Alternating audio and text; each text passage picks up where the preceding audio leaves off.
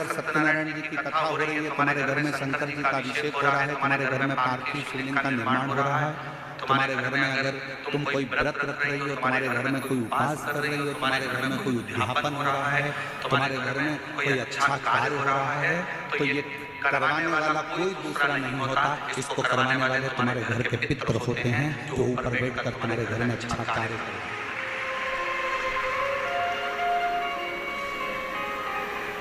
पार्वती जी को अगर शिव जी के शिवलिंग की पूजन की महत्वता कोई बता रहा है, तो पार्वती जी को पूजन की महत्वता उनको नाना नानी पितरों में,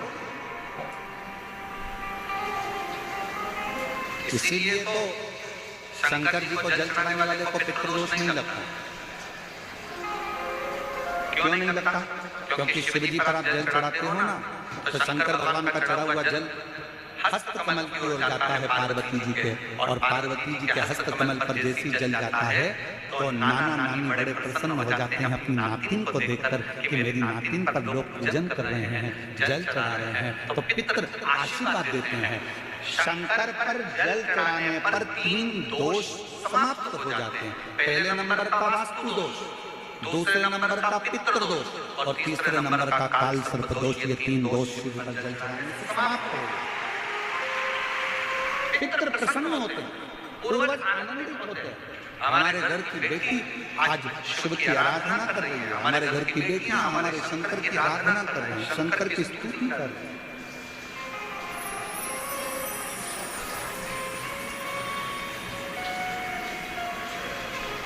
शिव आराधना में डूबो, कितना भी पितृदोष हो, कितना भी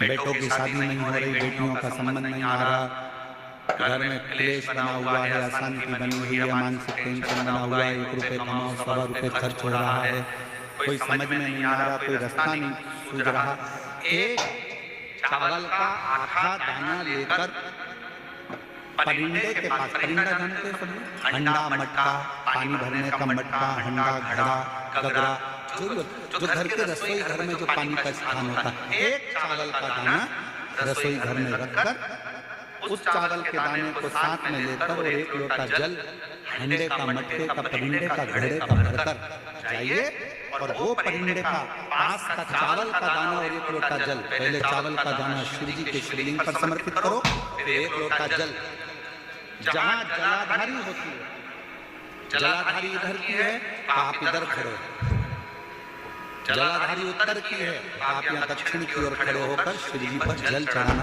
प्रारंभ करें। यहाँ जल बह रहा है शिवलिंग का, तो आप इधर खड़े होकर जब जल चढ़ाओगे, चावल का दाना रखकर, कैसा भी पितृदोष हो वो सारा पितृदोष समाप्त होता ही है और घर में शुभ कार्य होता है। पितरों की शांति का मूल क्रम है शंकर की स्तुति।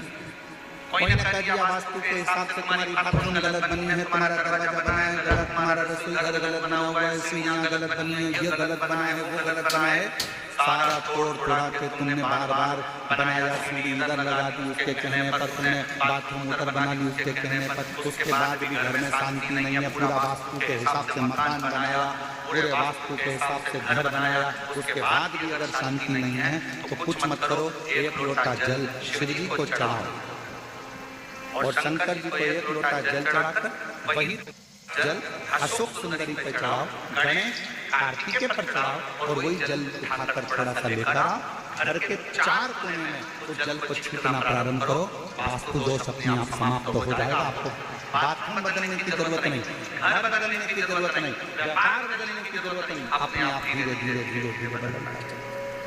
पर विश्वास मानो तो गंगा मानो और ना मानो तो बहता, आप मानोगे तो गंगा जी, ना मानो तो बहता पानी आपके ऊपर निर्भर करता है।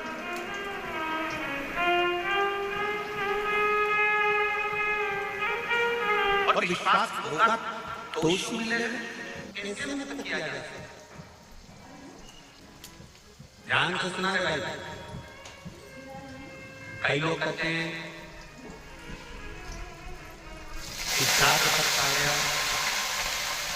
ये कर लेना चाहिए तो प्रेतियों से मुक्ति हो जाएगी। पितरों की शांति के लिए ये कर लेना चाहिए तो पितृ मुक्त हो जाएंगे। पहले तो एक बात अच्छे से समझ लो, पितृ मुक्त नहीं होते, उनकी शांति क्या होती है? जम के बोले जरा, उनकी शांति होती है। जब आप किसी तीर्थ में स्नान कर रहे हो, जब आप किसी तीर्थ में हो, स्नान कर रहे हो, पुण्य कर रहे हो, सत्कर्म कर रहे हो, भजन कर रहे हो, कीर्तन कर रहे हो, मंत्र जाप कर रहे हो, तो उसका एक अंश, एक भाग हमारे पूर्वजों के खाते में, हमारे पितरों के खाते में जाता है, उनके खाते में पहुंचता है। निश्चित आपने किसी ब्राह्मण को भोजन कराया, भले आपने पितरों के लिए नहीं जमाया, कोई ब्राह्मण को एक गिलास पानी पिलाया, भले आपने पितरों के लिए नहीं किया,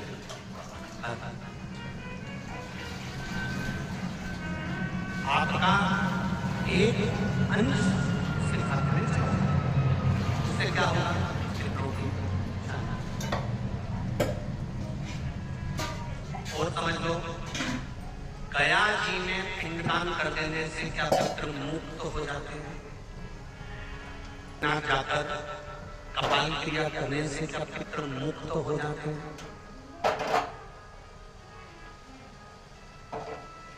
भाई,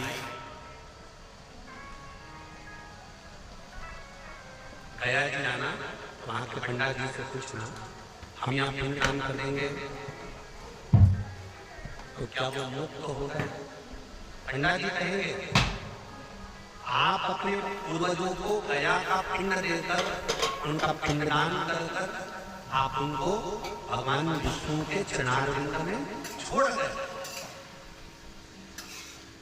और आप घर जाना तो घर पर जब जब श्राद्ध पक्ष आए तब ब्राह्मण को भोजन जरूर, भले तुम भूख मत देना, कौवे का मत निकालना, और सबसे पहले वहां,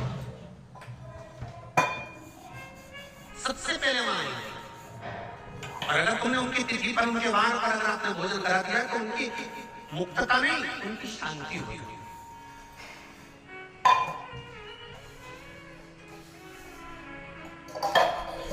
पितरों की मुक्ति कैसे, उनकी मुक्तता कैसे, प्रेत योनि की मुक्तता कैसे? तो कहा, जैसे भगवान का नाम लेने वाला व्यक्ति दूसरा जन्म नहीं पाता, उसी तरह भगवान का जो भजन करते हैं, कीर्तन करते हैं, मंत्र जाप करते हैं, या शिव महापुराण की कथा, राम कथा, भागवत कथा, विष्णु पुराण आदि आदि जितनी भी पुराण हम श्रवण करते हैं, हमारे श्रवण करने का एक भाग हमारे पितरों के खाते में जाता है, तो उस कथा के फल से उनकी मुक्ति हो जाती है, उनकी कथा के फल से मुक्ति है। प्रेत योनि से मुक्त हो गया धुंधकारी, बिंदु प्रेत योनि से मुक्त हो गया, काय से होगा? शंकर का स्मरण, शिव महापुराण की कथा का रसतत्व ग्रहण कर, राम कथा, भागवत कथा का मात्र स्मरण, उससे मुक्त।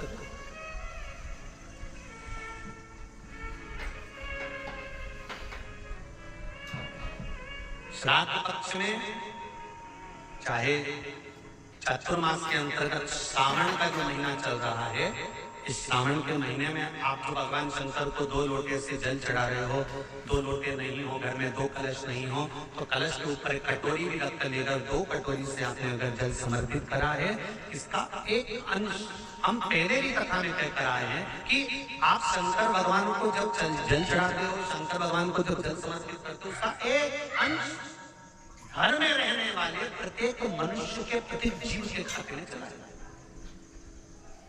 ना कराए आपने धूप छोड़ी ना छोड़ी वो पता नहीं, गाय को रोटी दी ना दी, स्वान को भोजन दिया ना दिया, कौवे को भोजन दिया ना दिया, चलेगा। पर जिस दिन अमावस्या के दिन पितृपक्ष समाप्त हो, उस दिन प्रदोष काल में, प्रदोष के समय पर प्रदोष काल में शाम के समय पर जाकर किसी भी नदी, तालाब, बावड़ी, कुआं, कहीं ना कहीं जो आपके पास में हो, वहां पर एक घी का दिया, बत्ती का मुंह दक्षिण की ओर कर अवश्य जलाकर आ जाना। सारे पितृदोष समाप्त हो जाएंगे। सारा पितृदोष समाप्त। अमावस्या के दिन किसी भी जलाशय के पास में, नदी, तालाब, बावड़ी, कुआं, जो आपके शहर में, आपके गांव में, आपके नगर में हो, वहां जाकर लगाओ। अगर नदी, तालाब, बावड़ी, कुआं नहीं है तो पीपल का वृक्ष हो या बेलपत्री का वृक्ष हो या वट का वृक्ष हो, उसके नीचे लगा दो प्रदोष काल में। और अमावस्या के दिन लगाएं जरूर। क्यों? क्योंकि अमावस्या 16 दिन तक पितृ मृत्यु लोक में आने के बाद में भोजन ग्रहण करते हैं। अमावस्या के दिन पितृ शाम के समय प्रदोष काल में शंकर भगवान का नाम जाप कर नदी, तालाब, बावड़ी पर पानी पीने जाते हैं। वहां से जल का आचमन कर पितृ अपने लोक को चले जाते हैं प्रदोष काल के समय पर। इसलिए प्रदोष काल में जलाशय के पास में, बावड़ी, कुआं, नदी, तालाब के किनारे पर दिया लगाया जाता है दक्षिण की ओर मुंह कर बत्ती का। तो पितृ आशीर्वाद देते हुए जाते हैं कि फलो फूलो, आगे बढ़ो, उन्नति करो, तरक्की करो। ये पितरों का आशीर्वाद रहता है, पितरों का वर रहता है। आप देंगे, कुछ करा ना करा, फिर अमावस्या के दिन, जिस दिन पितृपक्ष समाप्त हो, उस दिन दिया दक्षिण की ओर बाती का मुख कर। जिनके यहाँ पितृदोष होता है, काल सर्प दोष होता है, वास्तु दोष होता है, उनको ज्यादा कुछ नहीं करना होना। महाराज एक बेल का फल लीजिए। क्या लेना है? बेल का फल, बेलपत्री का जो फल होता है उसको ले लो। उसके अंदर का जो गुर्दा होता है, अंदर का जो भाग होता है, उसको निकाल लीजिए और उस बेल के फल में आटा सेक कर उसमें शक्कर मिलाकर उसको 15 दिन हो गए, 8 दिन हो गए, बताओ उतना की उतना ही एटिना है, उतना ही उतना अपना भरा हुआ, वही की वही लीवर, वही की वही किडनी, वही की वही स्मरण, सभी कुछ वही उतने की उतने। बीपी भी ऊंचा नीचा चल रहा है पर लेवल में नहीं आ रहा, शुगर भी लेवल में नहीं आ रही, तो प्रयास करा करो महाराज। बेलपत्री के फल का जो गुर्दा है, अंदर का जो भाग है फल का, उसको पानी में गला लीजिए और प्रदोष कम से कम प्रदोष नहीं हो और बीमारी जरा दवाई लगी नहीं रही हो तो बिना प्रदोष के भी कर सकते हो। उसको पानी में गलाइए, आधा घंटा पानी में। जैसे आपको सुबह मंदिर जाना है 10 बजे, तो सुबह स्नान कर कम से कम 6:30-7 बजे उसको पानी में गला दीजिए और उस बेले के फल का गुर्दा से गला हुआ पानी शिव जी को ले जाकर समर्पित कर दीजिए। महाराज उस पानी में से थोड़ा सा 1 चम्मच पानी शिव जी पे चढ़ा हुआ लेकर जाइए। उस पानी को उसको औषधि देने से पहले मात्र आधी चम्मच से भी आधा चम्मच उसको दे दीजिए। भगवान शंकर का श्री शिवाय नमः उद्यम का जाप कर उस पानी को देने के बाद अगर आप औषधि देंगे तो ये पक्का है कि औषधि अपना कार्य करना प्रारंभ कर देगी और वो स्वस्थ होना प्रारंभ होगा। वो स्वस्थ होगा। औषधि महापुराण में 3 बातें बताई गई हैं बड़ी सुंदर व्यक्ति को आगे बढ़ने की। अगर जिंदगी में आपको आगे बढ़ना है तो 3 चीजें सुखी रहने के लिए बताई गई।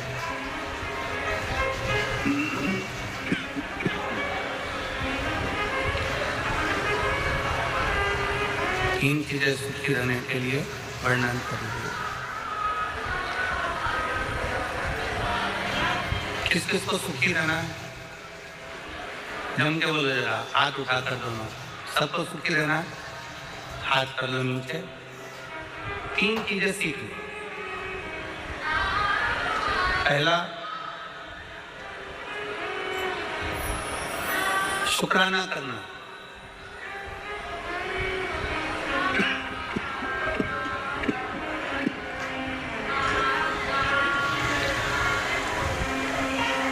पहले नंबर पर है धन्यवाद देना, शुक्राना करना, शुक्रिया करना। जिसने जिंदगी में शुक्राना करना सीख लिया, धन्यवाद देना सीख लिया,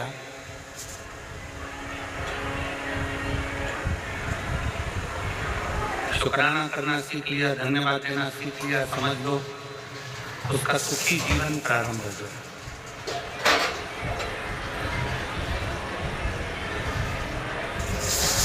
आज के जमाने में हम लोगों ने धन्यवाद देना बंद कर दिया, शुक्राना करना बंद कर दिया। परशु महापुराण की कथा कहती है 3 चीजें व्यक्ति को सुखी बना देती है। पहले नंबर पर शुक्राना, दूसरे नंबर पर मुस्कुराना और तीसरे नंबर पर किसी का दिल ना दुखाना। ये 3 हमको हमारे फरीदाबाद में सुनने का मौका मिल गया। हरियाणा की पवित्र भूमि पर कथा हो गई।